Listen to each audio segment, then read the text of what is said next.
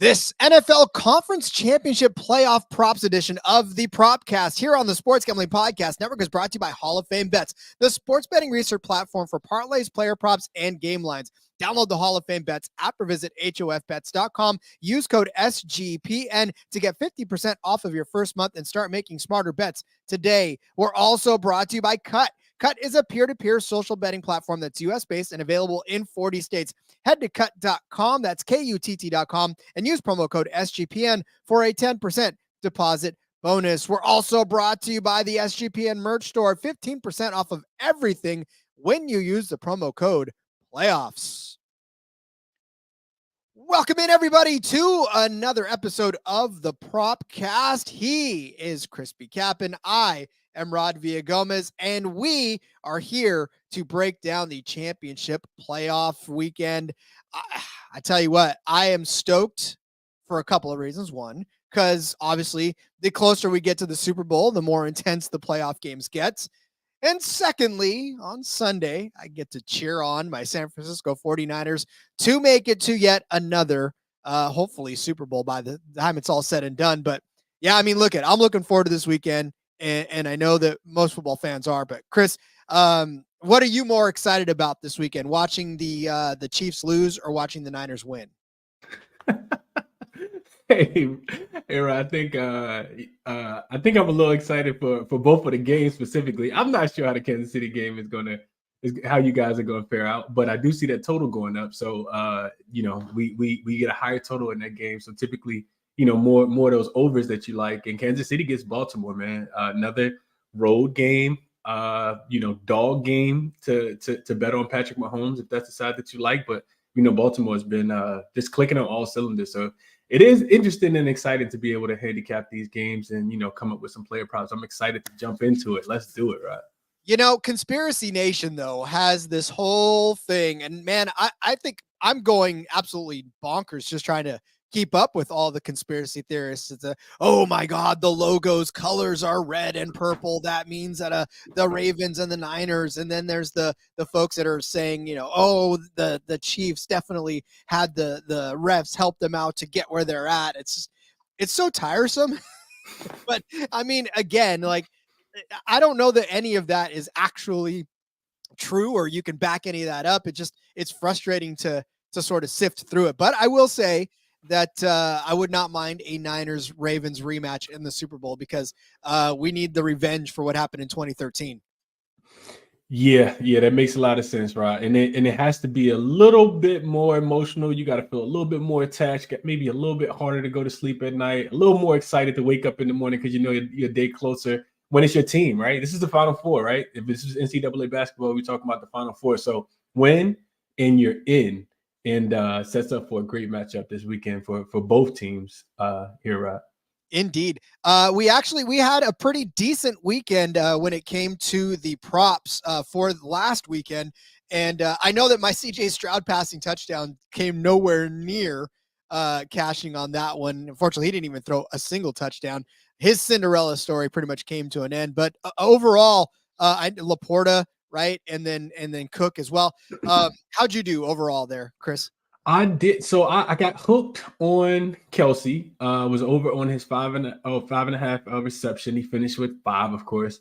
And then Patrick Mahomes passing yards also went under. He didn't need the 252.5 passing yards that I thought that he would need in that game. So we did hit on Singletary to go under 16.5 rushing yards.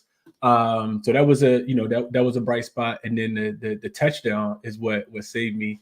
Looking at Kelce to get in the end zone was good for me. So by balance, but it could have been a much better day. And one reception from Travis Kelce, and it's a great day. We only have 1 loss instead of the 2, but overall, pretty good. I won't complain too much here, right? And we had some great games overall. Like, that was the thing about the weekend. There were some very competitive games that, I mean, again, we thought would be in the bag for a couple of teams, and yet there was a lot of competition. I mean, the Packers took it to the Niners. It was not easy. And look, I'm not going to get on a soapbox. I'm sorry.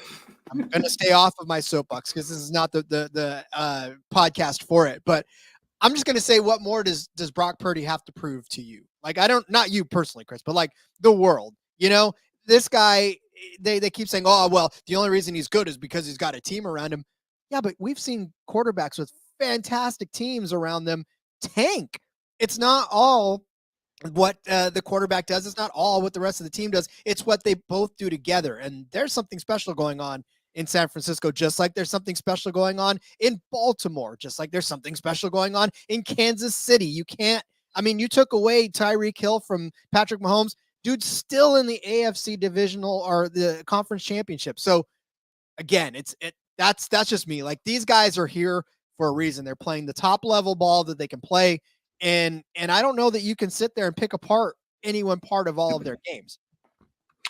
Yeah, I think you're right, Rob. When you make it this far, most of the time is no mistake, right? This isn't NCAA basketball where, it's 100 teams and you just got to be the best team on, one given night. These teams are we got 2 number 1 seeds first and foremost, and then we got 2 number 3 seeds that could have easily been number 2 seeds as well. So I think, just looking at the seeding, and all of these teams begin the season with expectations to hoist the trophy. They wanted to win the Super Bowl, and they had aspirations to be here. So I don't think it's a mistake at all that these are the final 4 that we have left here. No, I don't either. And there's going to be definitely enough to bet on, and we will get to all of that. But first, let's tell you about Prize Picks.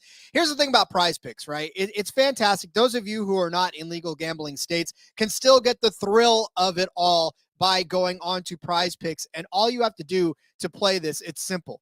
There are numbers for you to choose from, right? So like right now, you're looking at Patrick Mahomes, 199.5 passing yards. All you have to do is pick more or less on that. Is he going to throw for more than 199? Is he going to throw for less than 199? That's up to you to decide, and you pick that. You do that a couple of times, up to even 5 times, you are going to get a payout increase each time you make another selection. So if all of those hit for you, you are going to be a very happy camper by the end of it. And it's so easy to do. Again, all these picks, they're all there for you. Not just the quarterbacks, but you get rushing yards, you get rushing and receiving yards, you get defensive stats even. There's so much to choose from, and I absolutely love Prize Picks. It has been something that I've enjoyed doing all season long because, as you know, California can't do any of the legal betting, but I can do Prize Picks, and I can still cash as if I was doing all of that. Plus, there's quick withdrawals, and it's simple to play. Like I said, you submit your entry in less than 60 seconds. We're going to be doing a Prize Picks entry at the end of this with some of our best picks on the day. So make sure you stick around for that. We've had a couple of those cash. Unfortunately, last week did not cash because CJ Stroud pretty much did not hold up the end of the bargain, but we'll still make it work for you as well. So go to prizepicks.com/SGPN. Use code SGPN. You're going to get a first deposit match up to $100. That's prizepicks.com/SGPN, code SGPN. All right, Chris. Well, I believe it is time now for us to start laying out some of our favorite prop picks for the day. I'll turn to you, my friend. Where are we going first? We are going to Baltimore. And I actually got a couple plays in this game, but we'll start with a quarterback, and then we'll talk about the other quarterback too. I actually like both of these quarterbacks and like both of these props. Number 1, I'm going to Patty Mahomes. I think that if, I'm looking at his touchdown specifically, over 1.5, I'm taking it over. I think if, this one's pretty simple. If Kansas City's going to win this game, then they have to score. And if they have to score, they have to do it through the air, right? We know Baltimore's defense. They give up 0.3, right? 0.3 rushing touchdowns per game. So that's like 1 in every 3 games you may score a touchdown against them through the ground. Of course, that's the best in the NFL on the season. And that's just what they do. They shut the run down. They also, allowing teams to run the ball just 23.4 times. So about 24 times per game, which is the 4th fewest as well. They make you one-dimensional. And if I have anybody that's going to be one-dimensional on the opposite side, just let it be Mahomes. I think Mahomes continues to air it out this week. We failed on his passing yards last week. He only finished with 215. But guess what he did have, right? He had 2 touchdowns. 2 passing touchdowns for him last week versus Buffalo. And he's actually passed for 2 touchdowns or more in 7 of his last 8 playoff games as well. So this one, like I said, pretty simple for me. Give me Patrick Mahomes and back against the wall. roll. Yeah, dog in general roll for Mahomes. Give me Patrick Mahomes over. Because like I said, I think if they score the ball, it'll have to be through the air here, Rod. So I like Patrick Mahomes over 1.5 passing touchdowns, minus 105 too over on ESPN Bet. So you're not paying any juice at all for this. You know, there's a reason that the announcers hammer home the importance of playoff Mahomes, right? I mean, it's not as if that's without any basis of just theory. It's truth. Like Patrick Mahomes in the playoffs is one of those guys where you basically can just nail down whatever you want and call it. Unfortunately, like you said, the passing yards weren't there. But I mean, look, Pacheco was actually running like a man on fire. Like there was a lot of great things going on in that game for Kansas City to where it wasn't all on Mahomes, which, by the way, I'm sure he was very happy about that.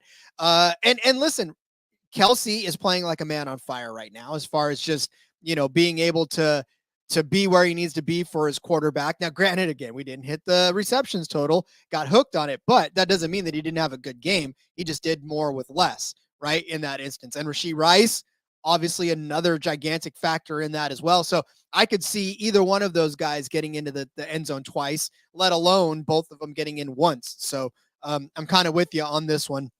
I definitely like Patrick Mahomes. And this is going to be, I think this is going to be a sneaky scoring game, kind of like the total is being raised, right? But a lot of people are agreeing with that. We think it's going to be a defensive struggle because Baltimore's got a good defense, and so does Kansas City, as far as sometimes when they want to be good. But I think both of these teams are going to be able to put up points. So yeah, I definitely am with you on the Mahomes over 1.5 passing touchdowns. I'll go to the other quarterback. Hopefully you don't have this one. Lamar Jackson. I've got his completions. I'm going to take the over on his completions. Is that the one you had? No, it's not. I got another one on Jackson, but it's not this one. So take it away, Rob. What you got? Sweet. So Lamar Jackson's completion are set at 19.5. This one's at minus 105 as well. And I'm going to go ahead and take the over because, again, like I said, I'm not getting bullied into taking all the unders. And I know that it's not necessarily something that Lamar Jackson does a lot. In fact, in this playoff game against the Texans last week, he only had 16 completions, and then his final regular season game against Miami only had 18. But 23 against San Francisco, 24 against the Rams, 21 against Seattle, 21 against Detroit, 21 against Tennessee, 22 against Pittsburgh. He's done this several times over in the course of the season. And if we think, again, look, when you're talking about the Chiefs, what do you want to do against them? You want to throw against them. That secondary is not scary, right? And they've had a good defense for the most part this season, but that secondary is not scary. In fact, last week, Josh Allen completed 26 passes against them. Easton Stick completed 28 against them, right? I mean, it's a matter of them being able to just throw at will against these guys. Tua actually had 20 completions against them. So the last 3 games that they've played, they've allowed the quarterback to throw for more than 19.5 completions. In fact, they're averaging 20.26 completions per game this season to opposing quarterbacks. Over the last 3 games, 24.7. And then away from home, they're 23.8 that they're allowing against opposing quarterbacks completions wise. So again, this isn't something that Lamar and the Ravens are completely famous for. Obviously, we know they like to run the ball. But in this game, I believe that they're going to have to throw a little more, and they're going to want to throw a little more because I think Kansas City is going to stack against the run and do a good job of kind of limiting the damage. So yeah, give me Lamar Jackson over 19.5 completions on this one at minus 105. Yeah, Rod, difficult to talk you off of that. Like you said, it's not a number that he hits too consistently, but it's a situational spot, right? Sometimes you can't just go off what the data says, right? And we do expect, Andy Reid and the rest of that defensive staff to, like you said, they got to stack the box, right? We know Baltimore loves to run the ball. We've been on this podcast, throughout the season talking about how they dominate time of possession. They really like to keep your offense on the field and wear out your defense over time. So I would agree with you on the over, for his passing attempts, because I think he'll have to pass the ball. But the way I chose to play Lamar is I actually took his passing yards to go under plus money on DraftKings at plus 100. And while I think so it's the perfect correlation to what you talked about, right? While he can go over the reception, the actual completions, he hasn't really been passing for, 225, 230, even 211, which is what this number is, yards. So I looked at Kansas City, and their rush defense has not been that elite. So even though they will potentially stack the box, they're still allowing 4.5 yards per carry on the ground throughout the season, which is bottom five. It's actually 25th.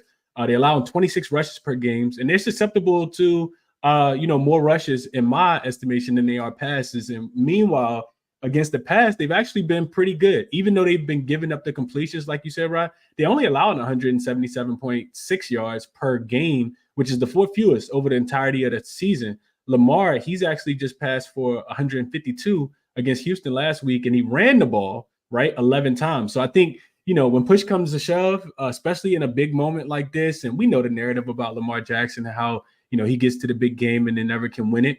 I do think that he may revert back to using his legs a little bit more than using his arm. So with him rushing the ball, with Kansas City being able to, limit teams from getting big passing yards against them, they do a good job of kind of tackling. And I think that, making sure there's not a lot of yak, not a lot of yards after the catch. And I think that's where we can both be successful here, right? He gets the short completions. It's not like Lamar's airing the ball down the field. He's not throwing for big chunk plays. So, since week 15, the Chiefs have only allowed 200 passing yards or more to Easton Stick of all quarterbacks. The other five, Rod, have actually gone under this number of 211 passing yards. So I did take Lamar to go under 211 passing yards, but I could not talk you off him to, potentially, go over his actual completion mark, because they kind of correlate. I like both of those.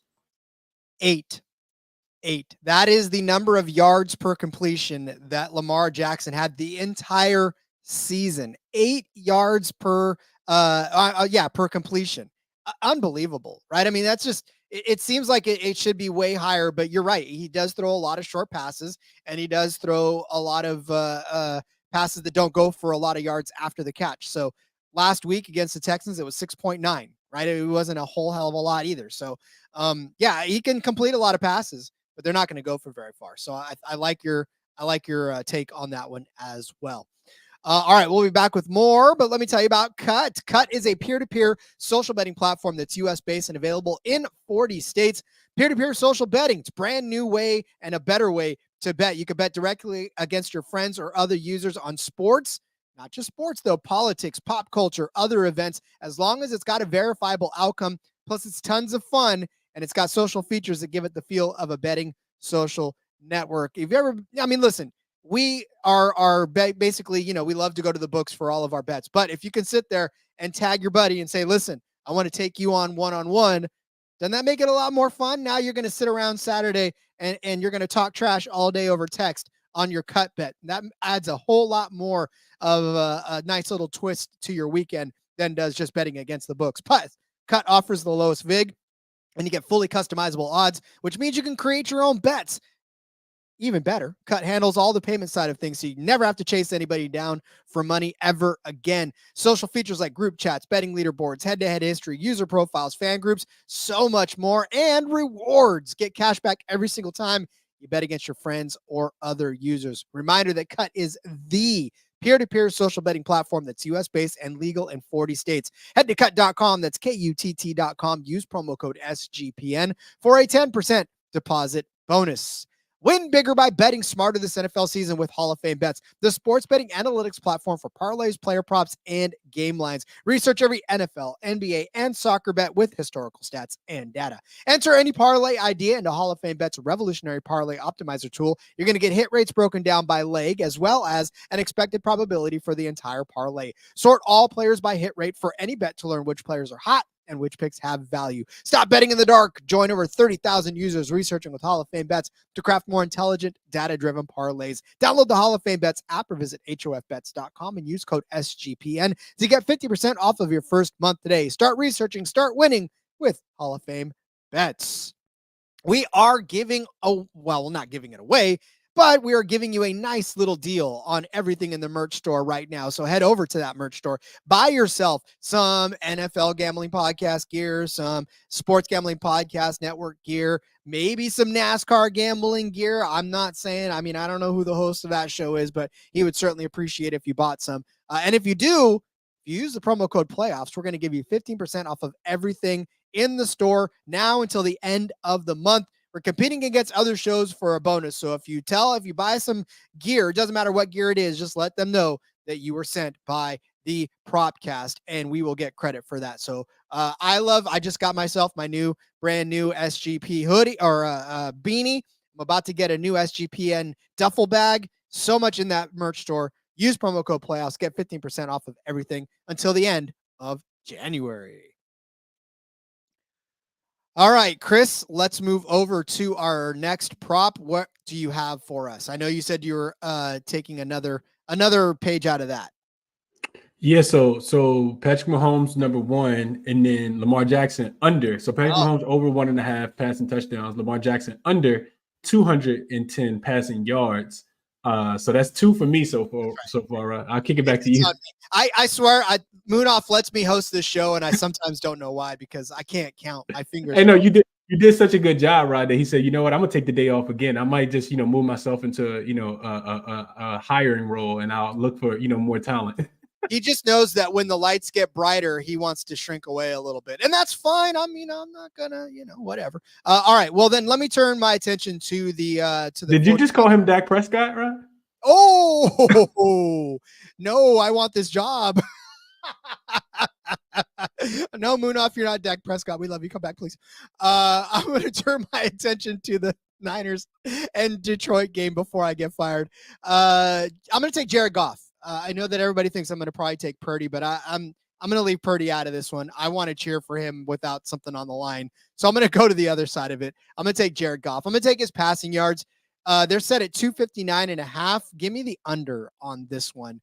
Look, 49ers have been embarrassed over the last few weeks as far as just, again, I already made my case for why we need to leave Brock Purdy alone, but this team in general, they just seem to be the team that everybody loves to hate right now because they're achieving things that they probably shouldn't be achieving with a quarterback that literally was the last guy picked in the draft, right? This defense is fantastic, but also has been a little susceptible at times, right? But not over the last few weeks. Hell no. Jordan Love, only 194. Jordan Love, who everybody was like, oh, he's going to roast this 49ers secondary. He did not roast anything. And in fact, he got roasted himself with some untimely interceptions. So 194 for Jordan Love. Carson Wentz threw 163 against them. I know it's Carson Wentz. I get it. Sam Howell, 169. Even Lamar, only 252 against them. This is the MVP. This is the guy that stuck it to the Niners, right? They kicked the Niners' ass. Yeah, but he only threw for 252 yards in the process. Kyler Murray, only 211. Drew Lock got 269, but Drew Lock was playing from behind a lot of that as well. Jalen Hurts, 298. All I'm saying is that over the last few weeks, the 49ers have locked everybody down. And I know that Jared Goff is the second coming of Christ himself, but I will say that even he he's going to have trouble this week. The last couple of games, he's gone over this mark for sure. 287 against Tampa, 277 against the Rams, 320 in that final game of the regular season against Minnesota, 271 against Dallas, 257. I get it. Jared Goff has thrown the ball a lot. Jared Goff has, completed a lot of passes. He's thrown for a lot of yards, but he also has to face a 49ers defense that is out to prove that last week was a fluke as far as just being that close to Green Bay and giving them that game, almost giving them that game. And 2, this has been a tough defense all year long. So, I mean, this isn't going to be a walk in the park. Plus, Goff is on the road, right? Goff is back again in San Francisco, where he hasn't necessarily always been the most successful, especially when he was with the Rams. So, give me Jared Goff under 259.5 passing yards. This is at -115.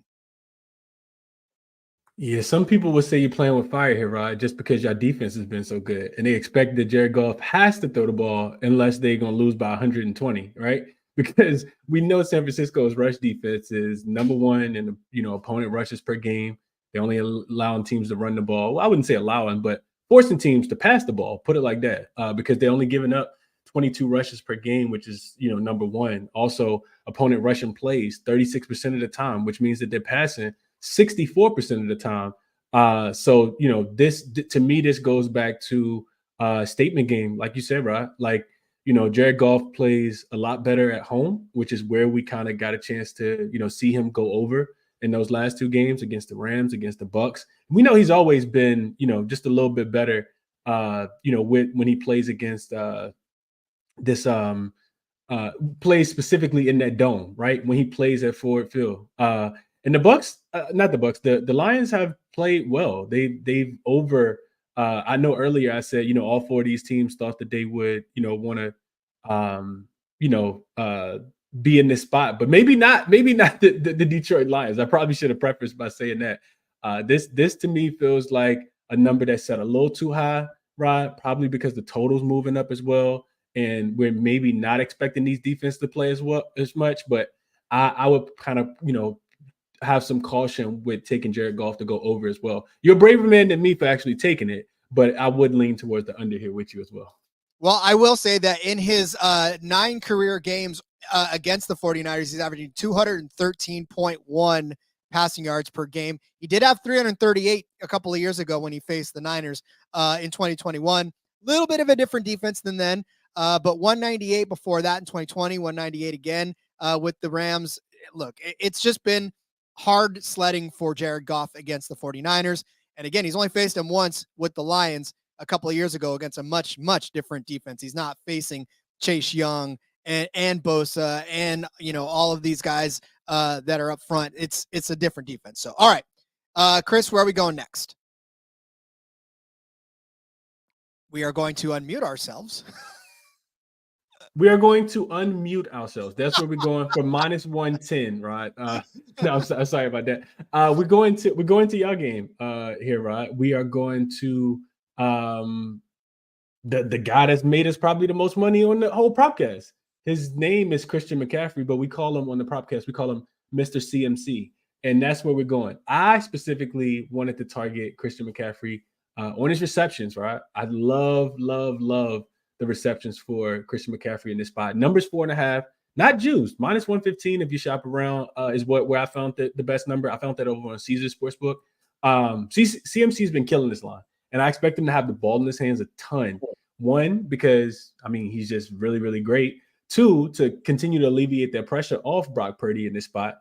And that Detroit defense, right? If they do anything at all, they take pride in stopping the run.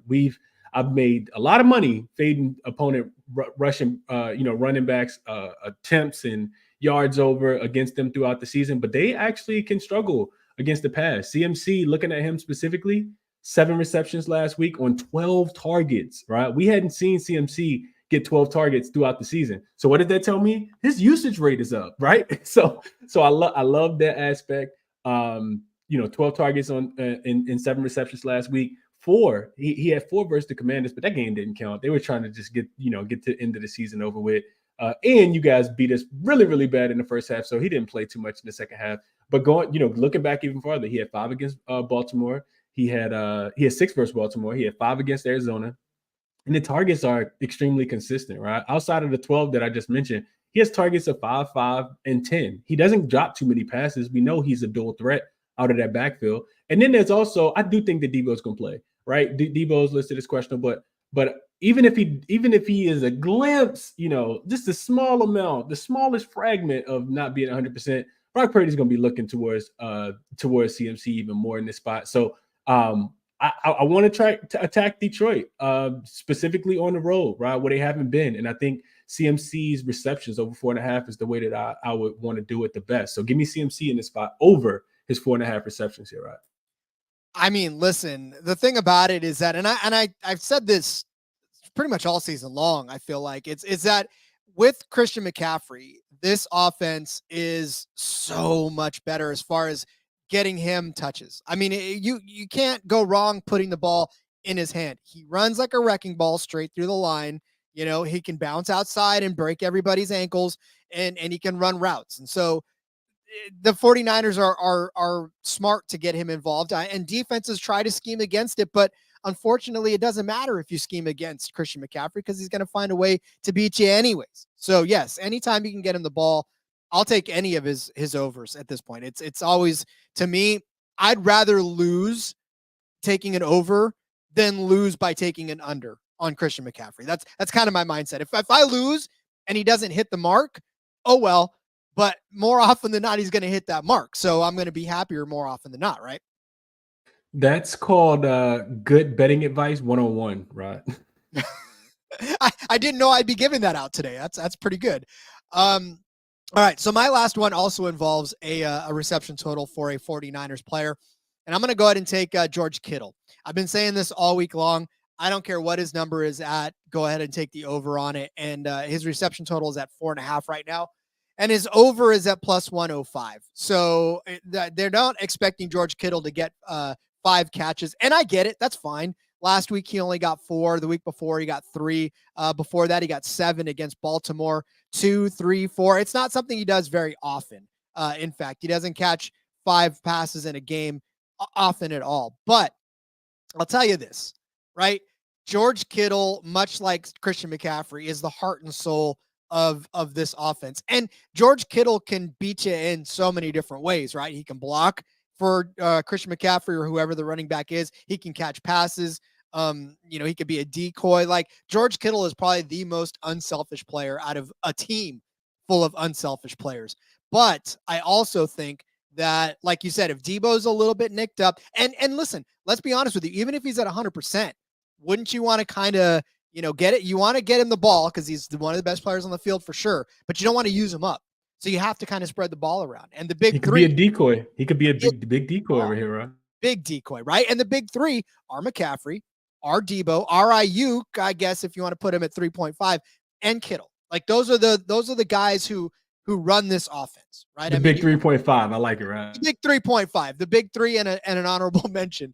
But yeah, I mean, listen, that's what it is. And so I think Kittle will have at least one more catch than he did against Green Bay. They were doing pretty good to shut him down, but Kittle was also catching some big chunks of yardage, right? He was averaging 20.3 yards per reception. So that's pretty big for him. I figured one of those, he had 7 targets last week, 4 the week before, 10, 4, 5, 6. He's getting enough to get the catches. He's just got to catch more of the ones that he's targeted on. So, yeah, give me George Kittle. I'll take the over 4.5 receptions at plus 105. Seems to be a pretty decent bet for me.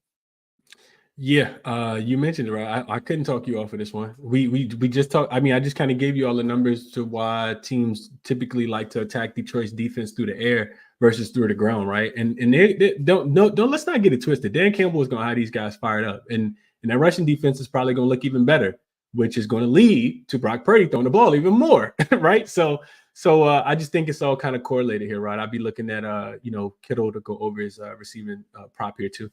Well, and look, I'm not out here saying that Purdy's going to be out for blood or playing with the chip on his shoulder, but I mean, you kind of have to think to yourself that on a stage like this, right, where Purdy's going to have to essentially come out and play his best game ever, he's going to have to lean on those weapons that are there to prop him up, right? I mean, this is a go ahead and throw that 5-yard hook to George Kittle instead of trying to take a shot down the field to Ayuk, who may be open but not, right? I mean, yeah, this is let's just dink and dunk down the field if we have to, blast a big play open with McCaffrey and just get off this field with a win, right? It doesn't have to be flashy, just get off the field with a win. So, all right. Chris, do you have an honorable mention? Do you have another one that you want to toss out there? Any other things before we get to our touchdown bets? No, I think I'll stay there, Rob. But I think there's some correlation with, just a couple of the props that I talked about. One, Lamar Jackson going under on his passing yards. I just couldn't figure out which wide receiver which one of his weapons I think, is not going to have the greatest game today because this weekend, because I do feel like that under 210 passing yards is a really good look. And it also correlates with, Travis Kelce receptions again, maybe, but I didn't quite get there on any of those, right? So I'll leave the honorable mention for you today. All right, good. I've got one honorable mention. And this yard, look, this is one where I'm okay if you don't tail this one because it's probably going to be sick and gross to you. But it feels like something that is set way too low for what very much could happen. And that's MVS. His receiving yards are at 14 and a half. All right. Now, 14 and a half for Marquez Valdez-Scantling. This is at minus 110. It's not like wildly juiced to where it's even a sexier number. But here's the thing. I understand. I 1000% understand that Scantling has like cost the Kansas City Chiefs probably more than he has been worth all season long, to be honest with you. But last week, he actually showed up in a decent way for them, right? He had 2 catches, but they were both good catches, 62 yards of yardage on just 2 catches. So they were clutch catches when they needed to be caught. Now, again, he had 4 targets, which was not the greatest in a Kansas City Chief offense. He had 2 in Miami, right? 3 in the final regular season game that he played in. Only 1 target in either of those 2. So he's not been a major part of this offense all season long. Let's put it that way. But I feel like 15 yards in a playoff game against the Ravens, Mahomes just can't throw to Kelce and Rice all day and be fine, right? I mean, he's going to have to get MVS the ball at least once. And as we see, only 1 catch could turn into 15 yards or more. Like his longest catch last week was 32 yards. So he had a 32-yarder and a 30-yarder. And that more than doubles his total. So, yeah, I mean, all it takes for any of these Chiefs receivers is to catch 1 ball, and they've gone over 15 yards. So I'll take that one. I know it's not sexy. I know it'll make you feel gross, but it's such a low total for a Kansas City receiver. It becomes really sexy really quickly, right? Almost like someone who loses a lot of weight very, very slim, very, very quickly. If that 1 catch is 45 yards and you ladder him, right? You end up taking him to get 30 or 45, and that 1 catch goes for 55 yards, right?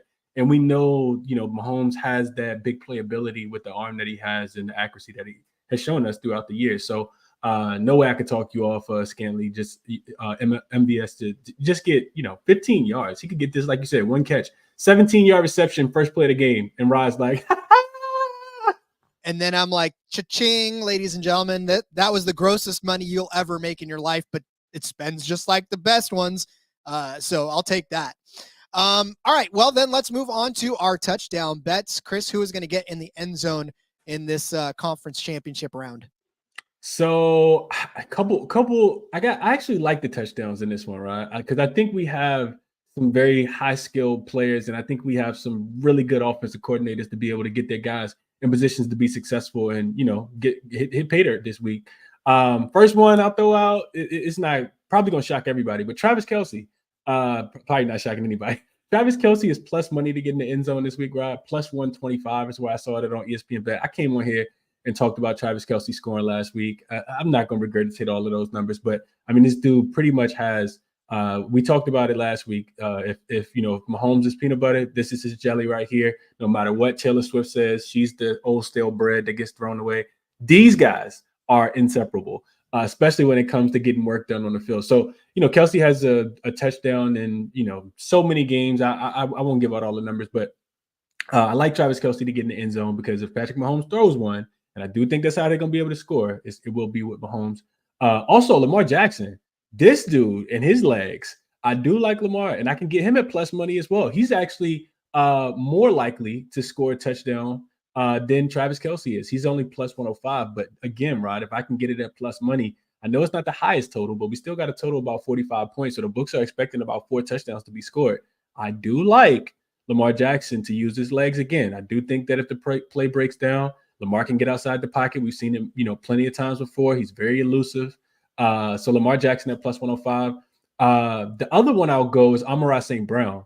I think that, if with you guys having such a great rush defense, I do think that if Jared Goff throws a touchdown, it probably will be to his guy that he throws the most targets through. So it kind of makes a lot of sense. And Amon-Ra St. Brown is plus 140 right now. So I like him. And I don't typically come on here and give out this many touchdown bets, right?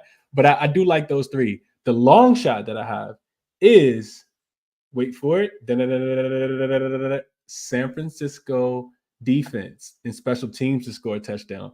Plus 500 right now over on Bet MGM is where you can get it. And what I looked at in this one, Rod, is for one, we get Jared Goff outside of his normal, place of where he's played. He's played 2 games in the playoffs. Both of them, he's been comfortably in his dome where all of the fans have been rooting for him and not against him.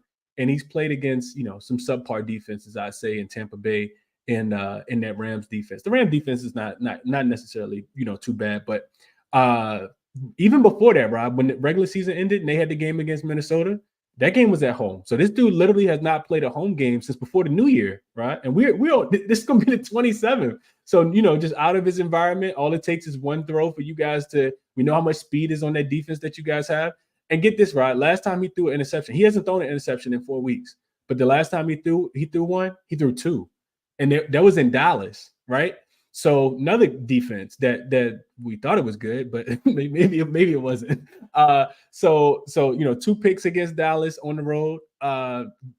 Before that, right, he threw 2 more picks. That happened to be in Chicago. So we know Jared Goff is a different animal when he's not at home. So I like you guys, just a little sprinkle on the plus 500 long shot. But Travis Kelce plus 125, Lamar Jackson plus 105, Amon-Ra St. Brown plus 140.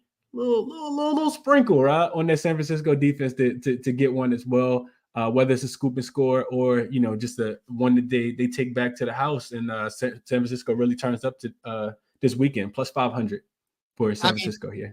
I wish I could say that the weather would be a factor for Goff out there, and that we would have a little bit of, I don't know, snow or whatever. Not snow in San Francisco, but you know what I mean. Like something inclement, some rain, some fog, something.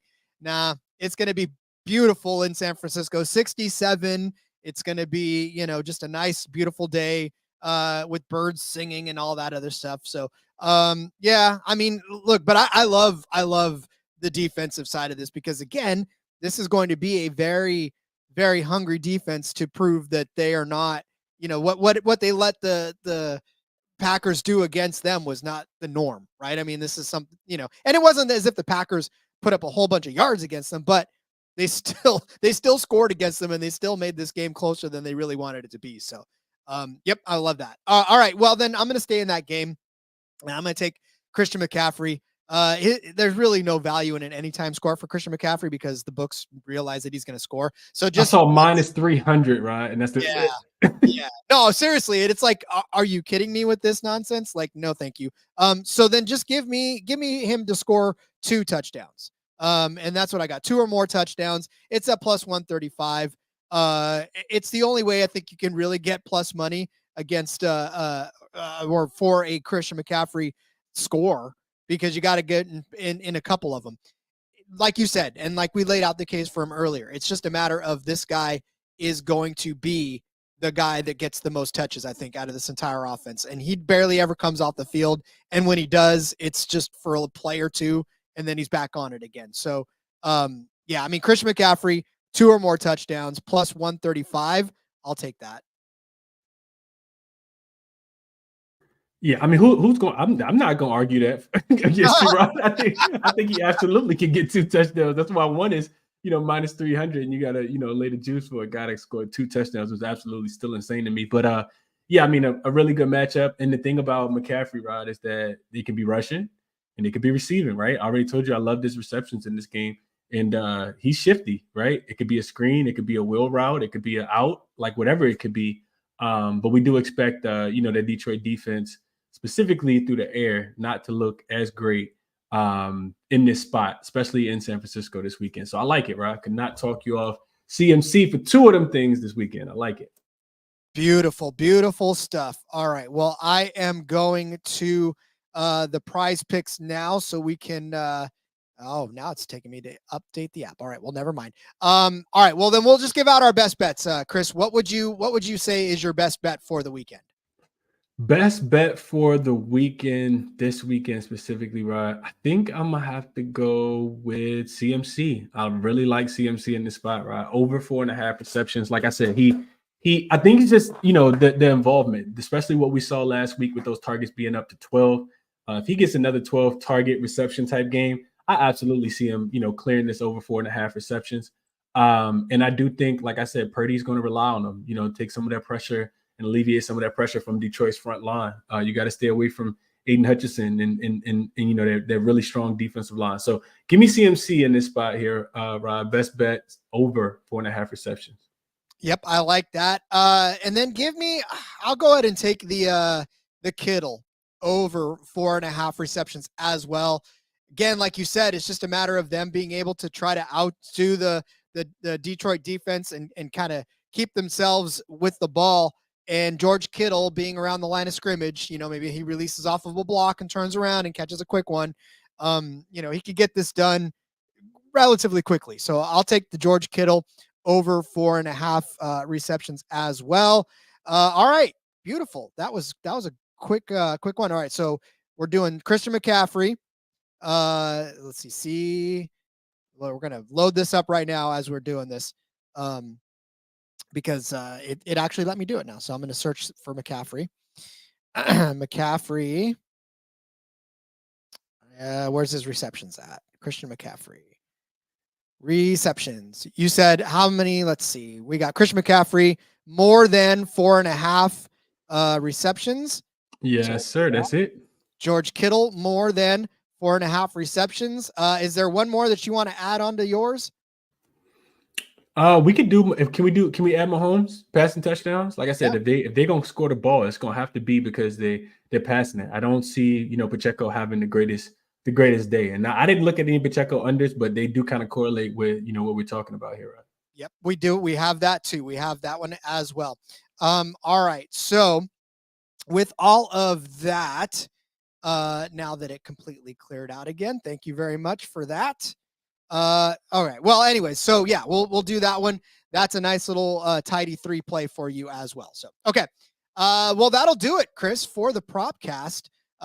Again, I think that Munaf is going to pretty much just fire me after this poor performance. Sorry about that, Munaf. I didn't mean to take the keys and wreck the car. Just trying to get this Prize Picks thing to work real quick is what I'm trying to do. Okay, so a $100 entry, as Munaf likes to say, will get you a tidy $500 from those 3 picks. So once again, that is the McCaffrey more than 4.5 receptions, Kittle more than 4.5 receptions, Mahomes more than 1.5 passing touchdowns. So, all right, there, officially did it. Good to go. Chris, bail me out. Let everybody know where they can find you on social media as we prepare for this awesome weekend of football. Yeah, absolutely. And let me say this first and foremost. Rod, you did a great job, first and foremost. And then Munaf, take the next week off as well. Me and Rod, we got this thing smooth sailing. We up in the air. We on autopilot right now. So just kidding. We want you back. We do miss you and hope you're enjoying yourself. But yeah, check me out on social media if you guys would like to. Twitter or X, whatever you want to call it, at Crispy Captain, 2 P's, 2 N's. I'm doing a lot of basketball stuff over there as we approach the All-Star break. Of course, you guys can catch me here on the Propcast as well. Happy betting for the weekend. Enjoy the games first and foremost, and bet responsibly. The things that I always want people to do, man. We'll catch you guys in the next one. And definitely hit the like button. You leave us a 5-star review, 5-star. If you're, on your podcast streaming platforms, and enjoy your weekend. Indeed. Find me on X at RJ Villagomez. Link in the bio, everything I got going on. Look, I know that this is the NFL, but if you're into arena football, we just launched the official Arena Football League podcast covering that league. That's a lot of fun. Find it on my X as well. And so much other good stuff. Some WrestleMania or some Royal Rumble stuff. Yeah, a lot of fun. Anyways, we will see you guys next week. Well, no, we won't. We'll take the week off, and then unless there's Pro Bowl, maybe if there's Pro Bowl bets we can make, we'll maybe do a podcast for that. But if not, enjoy the week off. We'll come back with some Super Bowl stuff. So until then, everybody, let's break these books off and let it ride.